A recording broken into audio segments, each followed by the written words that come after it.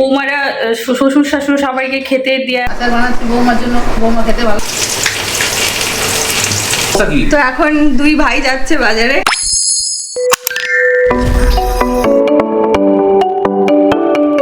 Hello everyone, good evening সবাইকে। যদিও এখন গুড ইভিনিং নয়, রাত্রি 9:30 বাজে এখন। আর সারাদিন অনেকবার ভেবেছি যে ব্লগটা শুরু করি, কিন্তু কোনো না কোনো কাজে ব্যস্ত হয়ে যাচ্ছিলাম আর ব্লগটা শুরুই করা হচ্ছিল না। তো এখন থেকেই মানে রাত্রি 9টা থেকেই আমি আমার 9:20 থেকে এখন থেকেই ব্লগটা আমি শুরু করছি। জানি তোমরা সবাই বলবে রাত দুপুর বেলায় ব্লগ শুরু করেছে, কিছু করার নেই। তো এখন থেকেই আমি আমার ব্লগটা শুরু করছি। আর এই যে এখানে হচ্ছে বাংলা ধারাবাহিক, সন্ধ্যেবেলায় এখন মা বসে দেখছে টিভির সাথে, আমিও দেখছি। আর ওইদিকে হচ্ছে আমার রাত্রের রান্না। তো আজকে তো বাবা মা আসছে কাটোয়া থেকে, সন্ধ্যাবেলায় ট্রেনটায় আসছে, যেহেতু সারাদিন বড্ড বেশি গরম থাকে, আসাটা খুবই কষ্টের হয়ে যায়। তো কালকে মায়ের রয়েছে চোখ দেখানো, সেই কারণেই মা বাবা আবার আসছে। হাই গরমি, উফ যা গরম পড়েছে আর পারা যাচ্ছে না। ভগবান যে নিজের এসিটা কবে চালাবে সেটারই অপেক্ষায় বসে আছি। বৃষ্টি কবে হবে, সত্যি আর পারা যাচ্ছে না। রান্না যখন করতে হবে দেরি করে লাভটা কি, তাই ঝটপট চলে আসলাম রান্নাঘরে। এখন আমি বসেছি পটলুবাবুর খোসা ছাড়াতে। সুন্দর করে খোসাগুলো ছাড়িয়ে নিয়ে গায়ে হলুদটা দিয়ে নেব, তারপর খাওয়ার আগে গরম গরম এটাকে ভেজে নেব, তাহলেই হবে। আজকে রয়েছে মেনুতে হচ্ছে গরম গরম আলু সেদ্ধ আর মাছের ঝোল আর ভাত। কি রাতে ডিনারটা জমে যাবে না? আমি পটলের খোসাগুলো ছাড়িয়ে নিই। আর তোমরা যারা এখনও চ্যানেলটাকে সাবস্ক্রাইব করোনি, চ্যানেলটা সাবস্ক্রাইব করে নাও। যদি ভিডিওটা ভালো লাগে তাহলে প্লিজ ছেড়ে যাওয়ার আগে একটা লাইক করো, কমেন্ট করে, শেয়ার করে সাবস্ক্রাইব করো। উফ, হাঁপিয়ে গেলাম। চ্যানেলটা কিন্তু সাবস্ক্রাইব করে রেখো নতুন নতুন ভিডিও দেখার জন্য। তো তোমাদের সাথে এগুলো কাটাকুটি করার পর আবার কথা হচ্ছে। ঢুকিয়ে দাও ভালো করে, প্যাকেটগুলো খোলো দিয়ে ঢুকা। ঠিক আছে।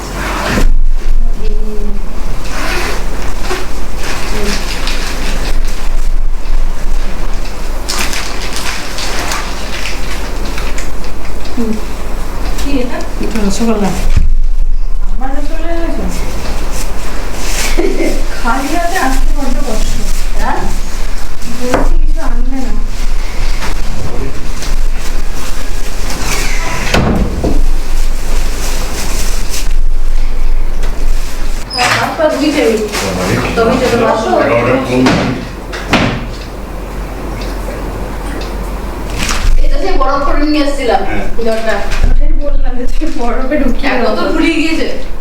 আমাদের সবার রাতে ডিনার কমপ্লিট হয়ে গেছে। খাওয়া দাওয়ার পর আমরা একটু গল্প করছিলাম। আর এখন ঘড়িতে জানো কটা বাজে? এখন বাজে হচ্ছে 12:20, অনেকটা লেট হয়ে গেছে। তো বাবা মাও ঘুমোতে চলে গেছে আর আমরা এখন শুয়ে পড়বো। তবে তোমাদের সাথে কিন্তু কালকে সকালবেলায় আবারও দেখা হচ্ছে। আমি কিন্তু ব্লগটা কন্টিনিউ করছি। তো চলো সবাইকে good night, tata. The next morning.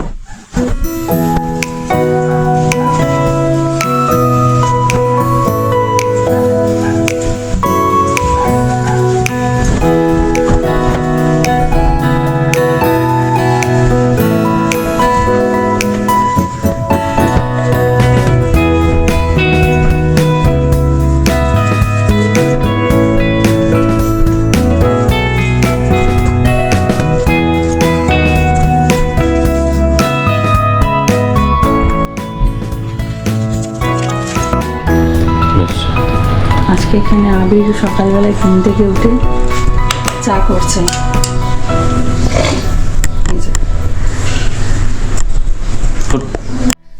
কি সমস্যা কি? তো এখন দুই ভাই যাচ্ছে বাজারে।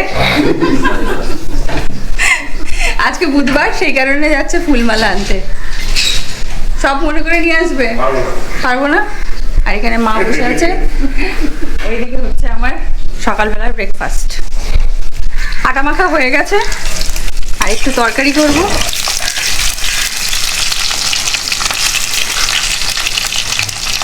যা ঠান্ডা পড়েছে ওই জন্য তাড়াতাড়ি সব রান্নাবান্না শেষ করে ফেলতে হবে।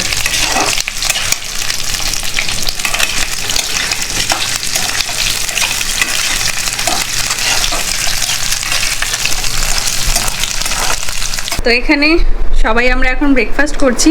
আমার একটা রুটি, আমি একটা রুটিই খাই।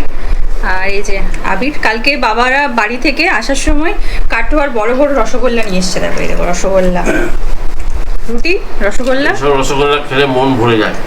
হ্যাঁ যা বলেছো, কলকাতার মিষ্টি খেয়ে কিন্তু একদম পোষায় না। বাবাও খাচ্ছে, মা ওখানে চা খাচ্ছে, আমার মা আসলে তবে দুই বেয়ান মিলে একসাথে খাবে। তো চলো ব্রেকফাস্টটা কমপ্লিট করি, তারপর ওইদিকে আমার রান্না বান্নাও শুরু হবে আর কি। তো খেয়ে নিয়ে আবার কথা হচ্ছে।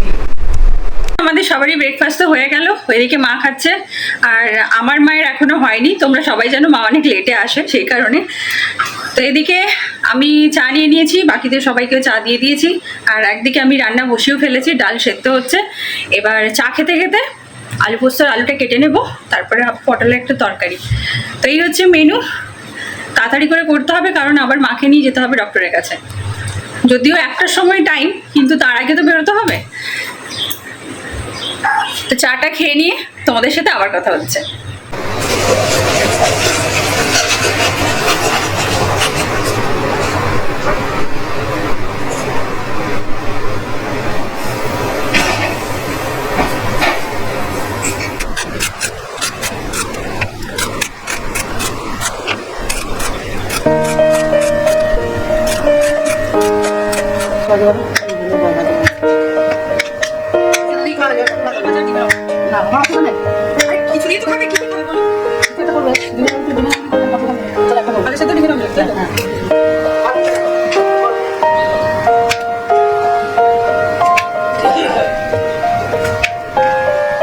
আমরা সবাই মায়ের হাতে অর্ডার করতে খাবো।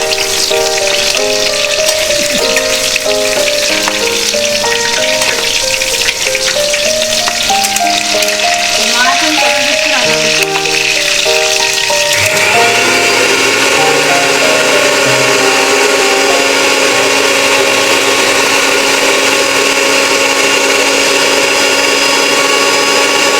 মাটিতে ডালো তাহলে বোঝা যাবে, বুঝলে? দিয়ে ওই জলটা রেখে দেবে, ওই জলটা তখন একটু দিয়ে দেবো। হ্যাঁ কিন্তু লাগবেই মনে হয়। হ্যাঁ লাগবে লাগবে, টমেটোটা দেবে তো, ওতেই দিয়ে জলটা গুঁড়ো দেবো, তাহলেই হবে নাকি?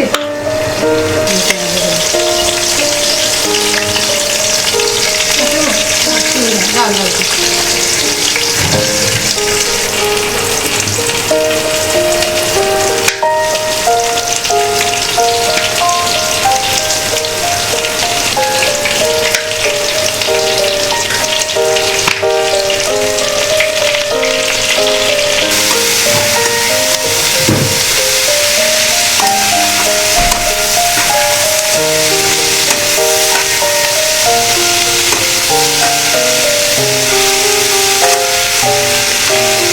এই দেখো এই আমগুলো আমাদের বাড়ির মানে কাটোয়ার বাড়ির গাছের আম, মা বাবা এনেছে, কালকে ভাই পেড়ে দিয়েছে। এই আমগুলো পাকলে না এত মিষ্টি, মানে অন্য আমার মুখেই লাগবে না, এতটাই মিষ্টি এই আমটা। তো সেই জন্য মা বললো দাও আমগুলো আমি কেটে দিই, তুমি মিষ্টি আচার বানিয়ে খাবে। তো এখন মা আমগুলো কেটে দিচ্ছে। মা আপনি কিছু বলতে চান? হ্যাঁ, আপনি কিছু বলতে চান? এই যে আচার বানাচ্ছি বৌমার জন্য, বৌমা খেতে ভালোবাসে। এই যে কাঁচা আম বাড়িতে আমি আচার খাই, আর কেউ খায় না। যে পেরে দিয়ে আমাদের তো কেউ খায় না, ভাই তো খাই না, তবুও ওর ভাই বলেছে মা কাঁঠালের আচার রেখো একটু, আমি একটু খাবো। আচ্ছা। দেখি তুই কবে খাস। বাবা তো টকই খায় না। না আচার খায় না, খেয়ে দেখতে পারে তো যে জিনিসটা কেমন হলো, তাও দেখবে না। সেটাই, প্রত্যেক বছর মা এরকম আচার বানায়, আর আচারগুলো আমিই খাই। তাও আবির একটু চালতার আচারটা খায় ভাতের সাথে, অন্য কোনো আচার খাই না। চালটা তো ভুলে গিয়েছি আনতে, রাখলাম আনবো বলে দিয়ে ভুলে গেছি। এইগুলো আগে এগুলো শেষ করি তারপর আনবো। টাকাটা থাক, তোমরা এটা খাবে। এত সুন্দর পাক দেওয়া, এখন অনেক দিন থাকবে। 1 বছর আগে করেছি চালতের আচার, হ্যাঁ। এত সুন্দর গন্ধ বেরোচ্ছে। মায়ের হাতের এই চালতার আচারটা না নপিসেও খুব ভালো খায়, মানে সবাই খুব পছন্দ করে। কিন্তু খাটুনি আছে, চালতা কাটা মুখের কথা নয়। মার তো 2-3 বার হাতই কেটে গেল চালতা কাটতে গিয়ে, প্রচণ্ড স্লিপি হয়ে যায়। তো মা এখানে কাটাকুটি করুক, আমি ওইদিকে চাটনিটা বানিয়ে নিই, আবার পরে কথা হবে। তো খেতে বসে গেছি, আর এখন ঘড়িতে বাজে হচ্ছে পাক্কা 1টা। আমাদের 1টার সময় বাড়ি থেকে বেরোনোর কথা। তো আবির পুজো করছিল, তো সেই কারণে একটু লেট হয়ে গেল। মা বাবা খেয়ে নিয়েছে, আমি আর আবির এখন খেতে বসেছি। আর এই দেখো, এই হচ্ছে কী বলে ওটাকে যেন ভুলে গেছি, এটা হচ্ছে এঁচোড়ের কোপ্তা মা বাড়ি থেকে বানিয়ে এনেছিল, নিরামিষ, অসাধারণ টেস্ট হয়েছে খেতে। তো এখন খাবারটা খেয়ে নিই, রাস্তায় যখন বেরোবো তখন আবার কথা হবে। আমি যাব বলে সবার সাথে খাবার খেয়ে নিয়েছিলাম, তো মা শুধু বাকি ছিল, এখন মা খাচ্ছে। আর আবি তো আমাকে নিয়ে গেল না, বললো যে এতজন মিলে দল ভারী করে যাওয়ার কোনো মানে নেই, তুমি থাকো, আমি যাচ্ছি।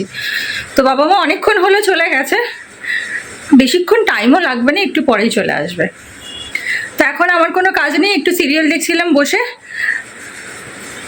তো মা বাবা যতক্ষণে আসবে ততক্ষণ আমার একটা ঘুম হয়ে যাবে, ছোট্টখাট্টো পাওয়ার ন্যাপ হয়ে যাবে আর কি। তো ভাবছি যে একটু পাওয়ার ন্যাপ দিয়ে নিই, আবার মা বাবা আসলে তখন আবার কথা হচ্ছে। A few moments later.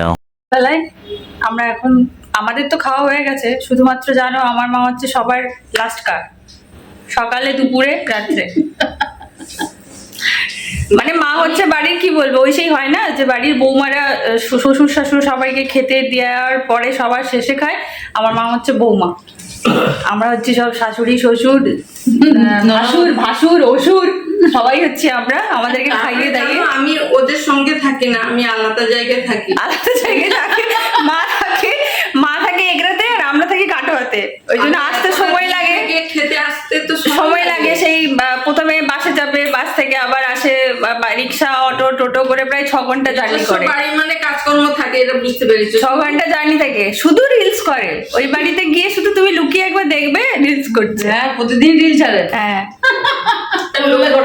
লোক সবাই রেগে যায় খুঁজে আমাকে না করলে, তখন বাধ্য আমাকে করতে হয়। তো এখন আমি বাবা আর আবির আমরা যাবো এখন বাজারে। তা বসেছি, আর এত ঠান্ডা পড়েছে, পুরো চারিদিকে তো বরফ পড়ছে, দেখো বসে বসে পুরো স্নান করে যাচ্ছি।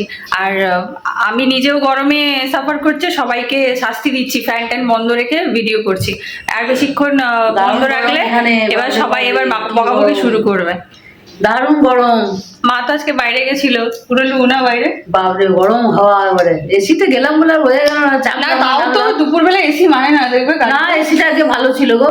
তাহলে ওই দিনকে ইচ্ছে করে কমিয়ে রেখেছিল। হ্যাঁ, ইচ্ছে করে ও কমিয়ে রেখেছিল, এসিটা ভালোই ঠান্ডা ছিল আজকে। তো বাবা রেডি হচ্ছে, আমরা ওয়েট করছি এখন। তো চলো রাস্তায় বেরিয়ে আবার কথা হচ্ছে। আবার বলছে কাকিমা অসুবিধা হয়নি তো?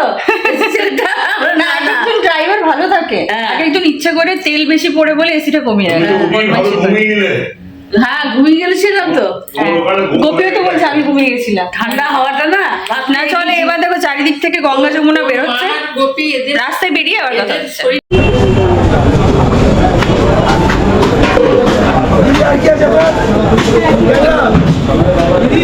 সকালে বেরোনো খুব কষ্টের, এতটা পরিমাণ রোদ ওঠে, সেই কারণে সন্ধ্যেবেলায় এসেছি আমরা গোড়া বাজারে।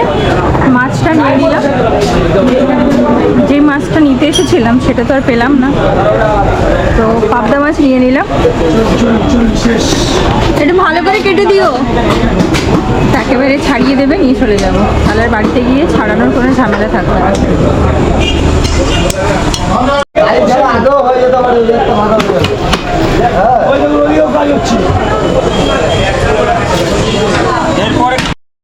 মাছ তো কেনাকাটা করলাম, এরপর বাড়ির জন্য কয়েকটা গ্রসারি নেওয়ার ছিল। কালকের থেকে ব্লগটা আমি শুরু করেছি, ব্লগটা আর বেশি বড় করছি না, আজকের ভিডিওটা আমি এই পর্যন্তই রাখলাম। তোমাদের যদি এই ভিডিওতে কিছু ভালো লেগে থাকে তাহলে পারলে ছেড়ে যাওয়ার আগে একটা লাইক করো, কমেন্ট করো, শেয়ার করো, সাবস্ক্রাইব করো পিজিস ডায়েরিকে। দেখা হচ্ছে আবারও একটা নতুন ব্লগে। সবাই খুব ভালো থেকো, সুস্থ থেকো, পরিবারের সাথে প্রত্যেকটা দিন খুব আনন্দ করে কাটাও। সবাইকে টাটা, গুড নাইট।